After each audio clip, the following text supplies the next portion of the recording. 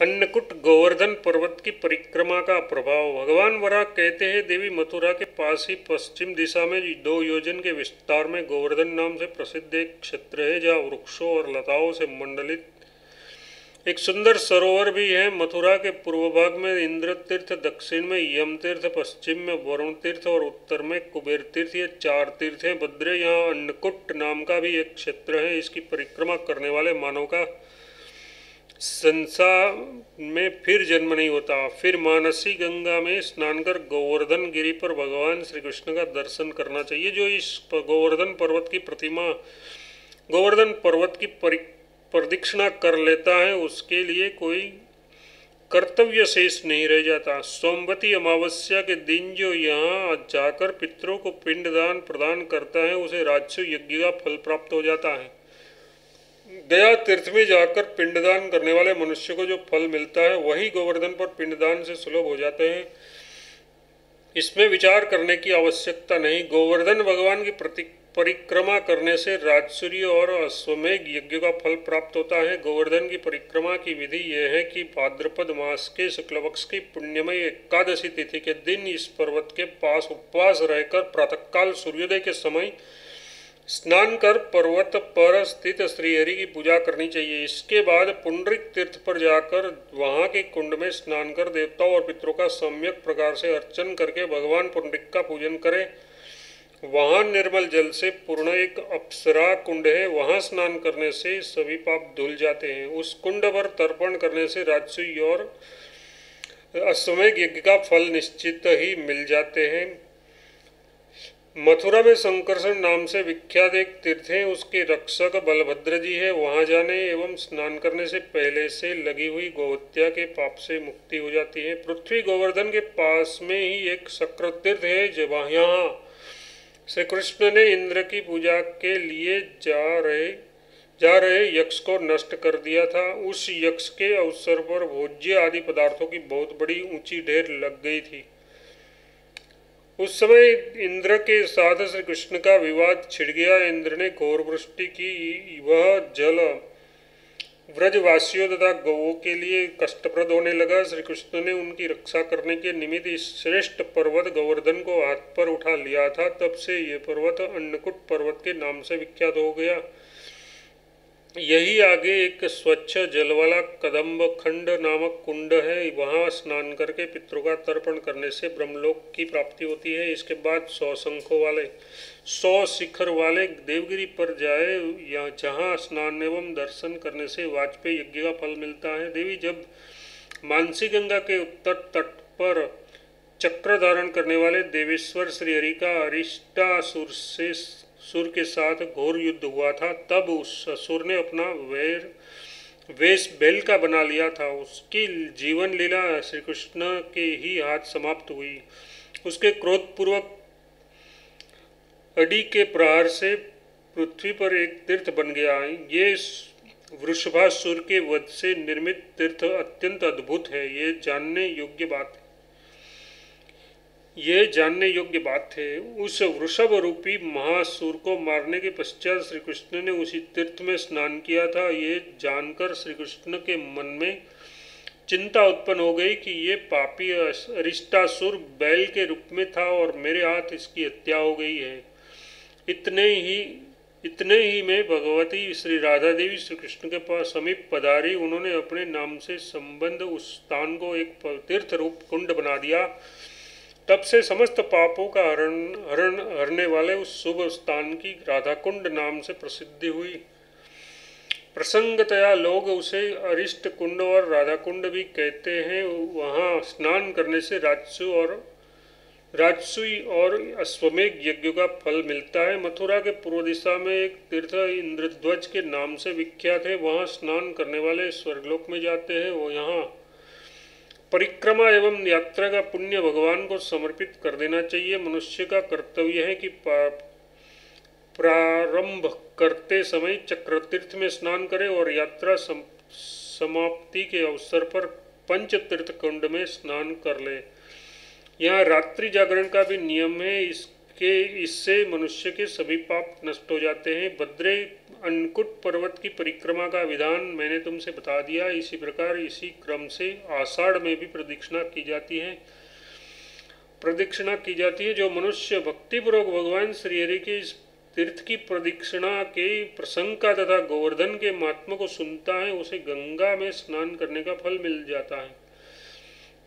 भगवान वराह कहते हैं, पृथ्वी अब एक इतिहास युक्त दूसरा प्रसंग सुनो। मथुरा के दक्षिण किसी नगर में सुशील नामक एक धनी वैश्य रहता था। उस वैश्य का प्रायः सारा जीवन क्रय विक्रय में ही बीत गया। न कभी उसे किसी प्रकार का सत्संग प्राप्त हुआ और न उसने कोई दान धर्म आदि सत्कर्म ही किए। इस प्रकार गृह कुटुंब में आसक्त रहते ही वह वैश्य कालवश होकर इस लोक में चल बसा और उसे प्रेत योनि मिली और बिना जल वाले तथा छाया रहित जंगलों में भूख प्यास से व्याकुल होकर वह इधर उधर भटकने लगा। यो घूमता हुआ वह भयंकर प्रेत मरुस्थल में पहुंच गया और बहुत दिनों तक वहां एक वृक्ष पर निवास करता रहा। पृथ्वी इस प्रकार बहुत समय व्यतीत हो जाने पर देवयोग से वहां एक खरीद बिक्री करने वाला वैश्य आया, जिसे देखकर उस प्रेत को अत्यंत प्रसन्नता हुई और नाचते हुए वह बोला, हो तुम इस समय मेरा आहार बनकर यहाँ आ गए हो। अब क्या था? प्रेत की बात सुनकर वह व्यापारी वैश्य अत्यंत भयभीत होकर भाग चला। ये प्रेत ने दौड़कर उसे पकड़ लिया और कहा, अब मैं तुम्हें खाऊंगा। उस प्रेत की बात सुनकर महाजन ने कहा, राक्षस, मैं अपने परिवार के भरण पोषण के विचार से इस घोर नरक वन में आया हूँ। मेरे घर में बूढ़े पिता और माता है, एक पतिव्रता पत्नी भी है। यदि तुम मुझे खा लोगे तो उन सबकी मृत्यु हो जाएगी। उस वैश्य की बात सुनकर प्रेत ने पूछा, महामते, तुम किस स्थान से यहाँ कैसे आए हो? अब सत्य सत्य बताओ। वैश्य ने कहा, प्रेत, मैं गिरिराज गोवर्धन और महानदी यमुना इन दोनों के बीच मथुरापुरी में रहता हूँ। मैंने पहले से जो कुछ संपत्ति संचित की थी वह सब चोर उठा ले गए और मैं सर्वथा निर्धन हो गया। अतः थोड़ा धन लेकर व्यापार के लिए इस मरुस्थल की ओर आता हूँ। ऐसी स्थिति में अब तुम्हें जो जचे कर वह करो। प्रेत ने कहा, वैश्य, तुम पर मुझे दया आ गई है, अतः अब मैं तुम्हें खाना नहीं चाहता। यदि तुम मेरे वचन का पालन कर सको तो एक शर्त पर मैं तुम्हें छोड़ दूंगा। तुम मेरा एक कार्य सिद्ध करने के लिए यहाँ से लौटकर मथुरा जाओ। वहाँ जाकर तुम चात्रु सामुद्रिक नामक कूप पर जाकर सविधिक स्नान कर मेरे नाम का उच्चारण करके अपने घर के धन से विधिपूर्वक पिंडदान करो और उन स्नान दानादि सभी कर्मों का फल मुझे दे देना। बस इतना ही काम है, अब तुम सुखपूर्वक जा सकते हो। प्रेत की बात सुनकर वैश्य ने उत्तर दिया, प्रेत, मेरे पास एक मकान को छोड़कर घर पर और कोई धन नहीं है। इस पर प्रेत ने उससे मुस्कुराकर कहा, वैश्य, मैंने जो तुमसे कहा है कि तुम्हारे घर में धन है, उसका अभिप्राय यह है, तुम्हारे घर में एक गड्ढा है और उसमें सुवर्ण की बहुत बड़ी संचित राशि गड्ढी है। मैं तुम्हें मथुरा का मार्ग भी दिखला देता हूँ। सूत जी कहते, ऋषियों, इस पर इस वैश्य ने पुनः पूछा, प्रेत, इस योनि में तुम्हें ऐसा दिव्य ज्ञान कैसे प्राप्त है?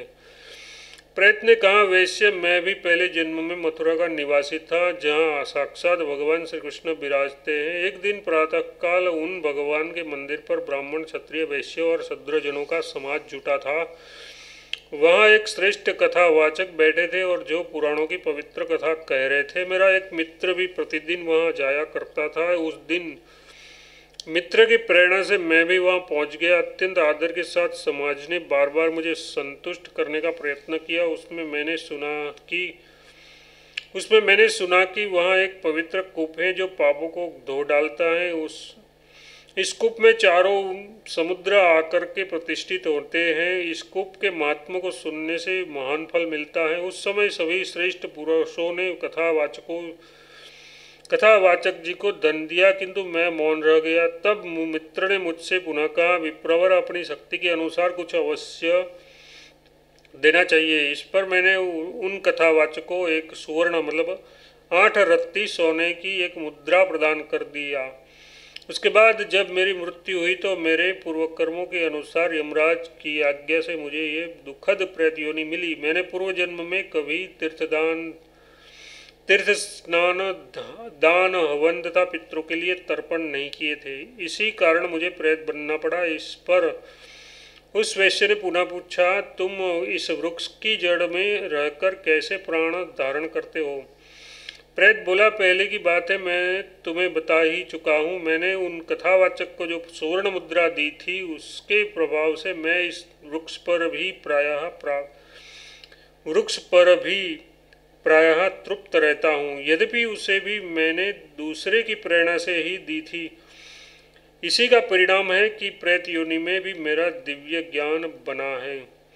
वसुंधरे, प्रेत की बात सुनकर वह वैश्य मथुरापुरी गया और वहां पहुंचकर उसने प्रेत के निर्देशानुसार सब कुछ वैसा ही किया। इससे वह प्रेत मुक्त होकर स्वर्ग गया। देवी, ये मथुरापुरी का महात्म्य है। यहाँ चतुर सामुद्रिक कूप पर पिंडदान करने से परम गति प्राप्त होती है। मथुरा के किसी स्थान पर, चाहे वह देवालय हो या चौराहा, जहाँ कहीं भी किसी की मृत्यु हो, वह मुक्त हो जाता है, इसमें संदेह नहीं। दूसरी जगह के लिए किए हुए पाप तीर्थों में जाने पर नष्ट हो जाते हैं, पर जो पाप उन तीर्थ स्थानों में किए जाते हैं वे तो वज्रलेप हो जाते हैं।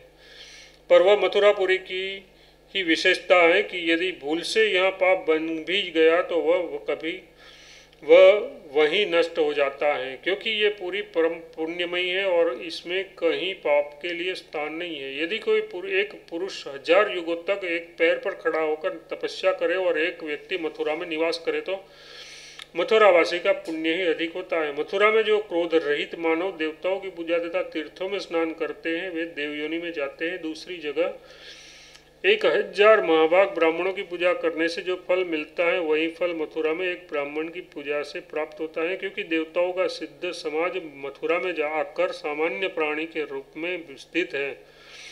देवताओं, सिद्धों और भूतों का जो समुदाय है, वे सभी यहाँ 4 भुजा वाले विष्णु स्वरूप मथुरावासी प्राणियों का दर्शन करने आते हैं। अतः मथुरा में जो मनुष्य हैं, वे विष्णु के ही स्वरूप है। अध्याय 164-165 समाप्त।